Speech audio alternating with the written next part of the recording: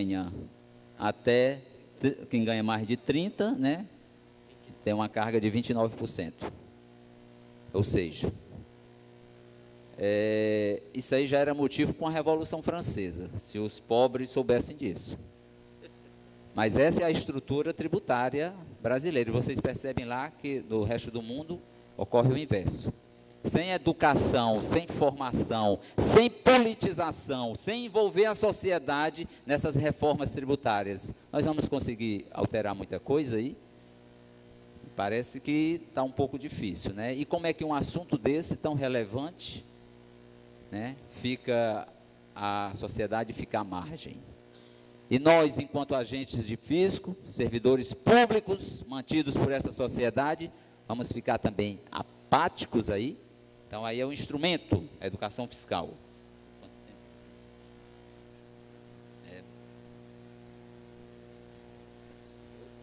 Eu vou pular aqui alguma parte, essa base ideológica desse Estado social, que esse Estado social não é dessa realidade tributária.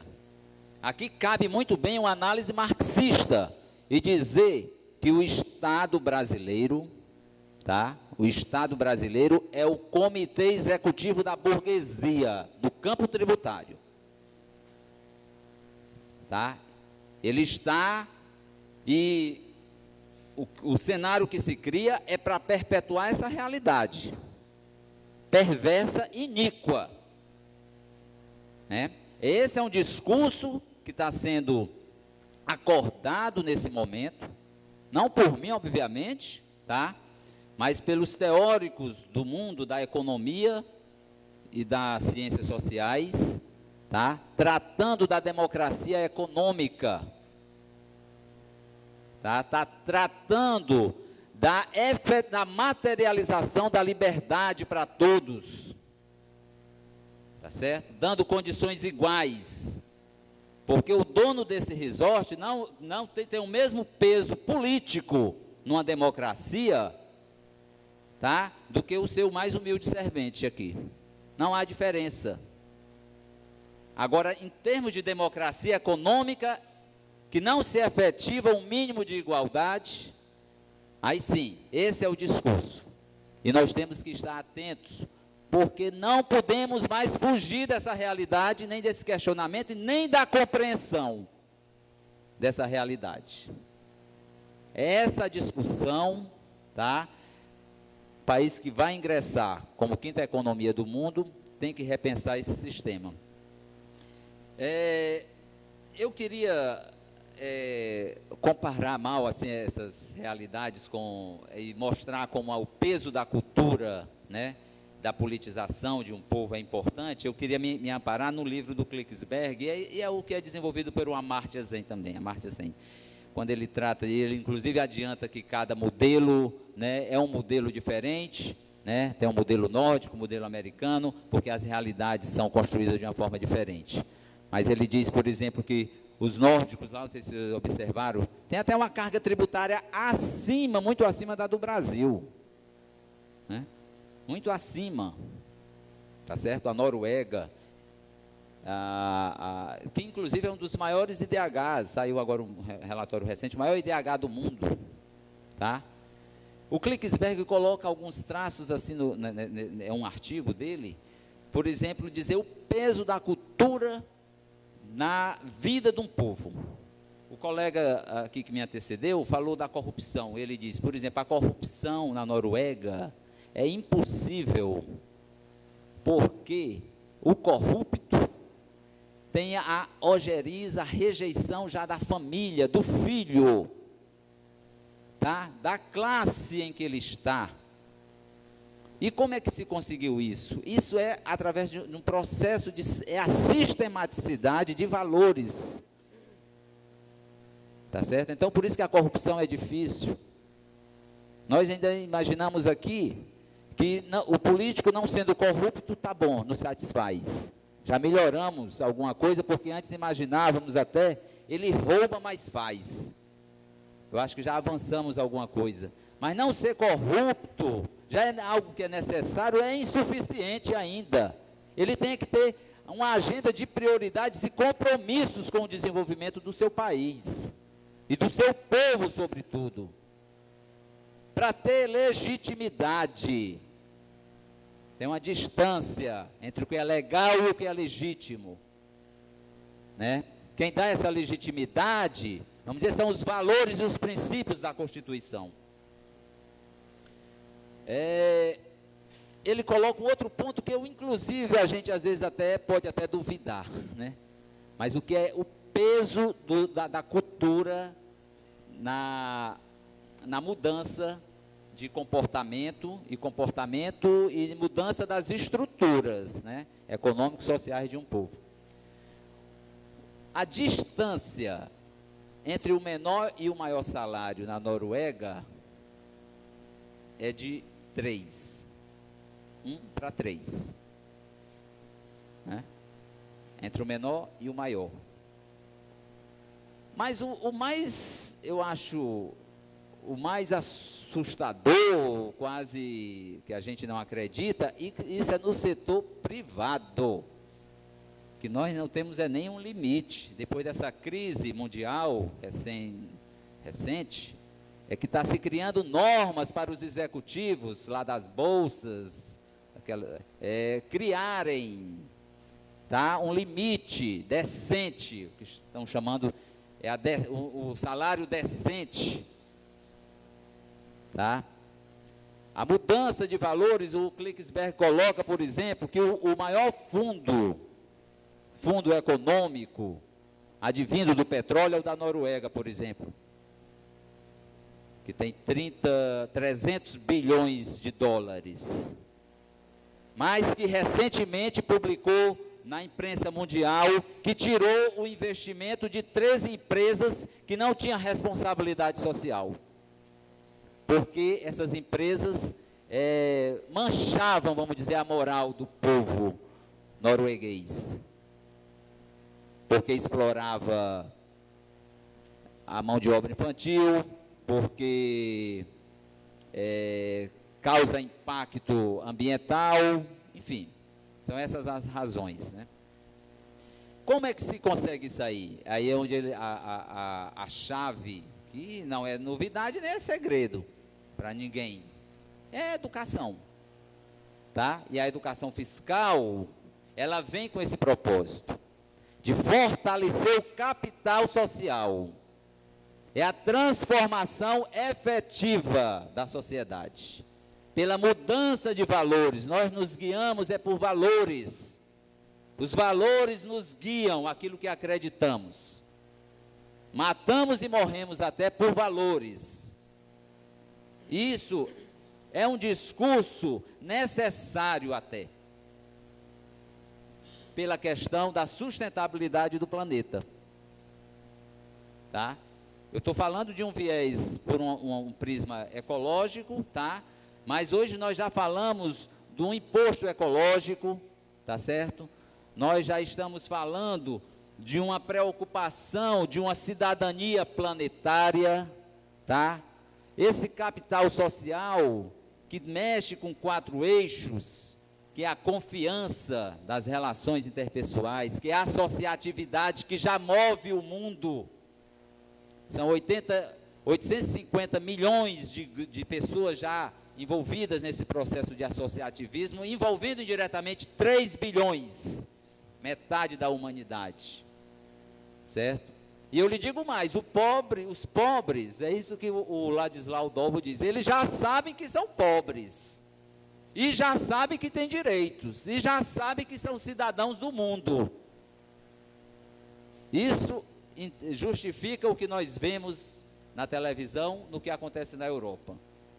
A África voltando para a Europa, pelo direito, a vida espoliada e agora com direito de resgate de cidadania. Um outro ponto é o civismo, que o capital social se monta. Essa nossa preocupação de servidor público de Estado, com papel, acima de tudo, constitucional e não governamental.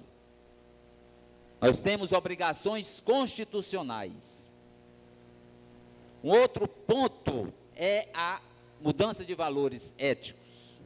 Para isso a gente tem que fazer uma grande cruzada pela educação. E mudar pela educação, pela base, temos que pensar nesse fundo, por exemplo, do petróleo aí, para voltar para a educação, para pagar dignamente um professor da escola básica.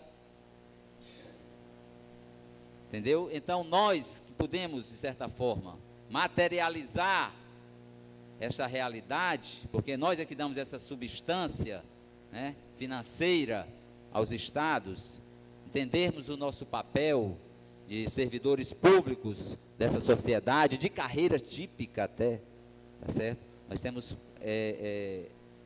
compromissos assim elevados e altaneiros, né? Eu acho que meu tempo está encerrado, e eu também, o que eu ia explorar aqui era mais nessa linha mesmo do que a gente já vem tocando, né? E dizer que, encerrando aqui, tá? O Weber, no livro, tem um texto que ele trata de a política como vocação. Eu acho que se enquadra muito bem para a gente, servidor público, né? Que ele diz que nós estamos montados em dois estilos de ética: a ética da convicção e a ética da responsabilidade, né? A gente ter só apenas a convicção de que esse discurso aqui é importante é uma coisa, mas se ficar só nisso, ficamos como balões vazios e não vamos muito à frente, não. A ética da responsabilidade é que vai nos remeter, tá, para um envolvimento mais forte dentro do mundo da política, que é um mundo de conflito de interesses, tá? E eu acho que a FENAFISCO tem um desafio grande aí, nessa próxima gestão, de se inserir de uma forma mais contundente nas políticas, tá, econômicas, de uma constituição dirigente, econômica, tá, e nas questões sociais do povo brasileiro. Obrigado aí, gente. Luiz, a gente agradece a tua palestra, mas eu queria fazer um link, antes de encerrar, já que estamos já com o tempo já quase estourado, 5 minutos para encerrar. Um link com a palestra da doutora Adriana sobre a questão da administração tributária. Essa minha preocupação já vem há 5 anos, como você, aliás, todos nós. É no seguinte aspecto: com a emenda 19, foi acrescentado mais um pilar na administração pública, a eficiência. Então, toda vez que nos remete, começam a falar sobre que a carga tributária do país é imensa, esse discurso, de certa forma, teórico, porque eu nunca vi ninguém provar nada nesse sentido. Eu tinha um professor, para vocês terem uma ideia, que ele dizia que cada centavo, cada real arrecadado tinha um real sonegado. Eu não sei de onde ele tirou isso. Sinceramente, porque se a carga tributária, alguém aponta que chega já às raias de 40% do PIB, então dá 80% no mínimo a carga real, há certos cálculos que ultrapassa 100, mas deixando de lado essa questão específica. Como colocar a eficiência? Então, é nosso dever cada vez mais sermos eficientes. Então, quando se fala em reforma tributária, só fala em carga, e se esquece de dimensionar que Estado nós queremos, né? Quando está se tratando agora do início do governo, presume-se que vai se tratar no início de uma nova reforma, me vê essa preocupação da educação tributária, Luiz. Porque nós vamos arrecadar com o modelo que nos derem. E a preocupação do Brasil, né, justamente, não é arrecadar, é onde alocar esses recursos. É aí onde é que está esse papel. Quando fala-se num desenho de uma administração tributária, a gente tem que inserir nesse desenho dessa administração a responsabilidade para onde vai ser alocado esses recursos. Nós vamos ter mais um trabalho no sentido de auditar justamente essa parte, não só o que se arrecada, mas como se gasta. Então, é nesse sentido que eu vejo que o teu trabalho é de fundamental importância, alertar. E, concluindo, de certa forma, essa questão da educação tributária, em 98, nós, no distrito de Horizonte, você sabe, alguns 50 quilômetros de Fortaleza, nós montamos lá um trabalho de educação, na época, educação tributária, não era nem questão de educação fiscal, ensinando as crianças, sinceramente, a fiscalizar. Por que isso? Porque a propaganda do cinto de segurança, se alguém aqui não se lembra que houve um trabalho nacional para a implantação do cinto de segurança, só teve êxito porque começou-se a trabalhar com as crianças, cobrando aos pais por que não utilizavam os cintos de segurança quando iam dirigir. E as crianças fazendo esse papel, hoje ninguém mais fala na obrigatoriedade de se colocar o cinto, se coloca automaticamente. As crianças ajudaram nesse papel. Então, foi feito um trabalho em Horizonte de educação tributária, à época, né, sobre educação fiscal.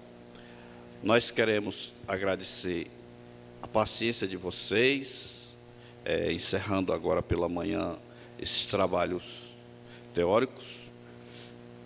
Queríamos agradecer ao palestrante, dando aqui uma premiação com o banner da apresentação. Eu queria que a Miriam, se possível, entregasse ao Luiz.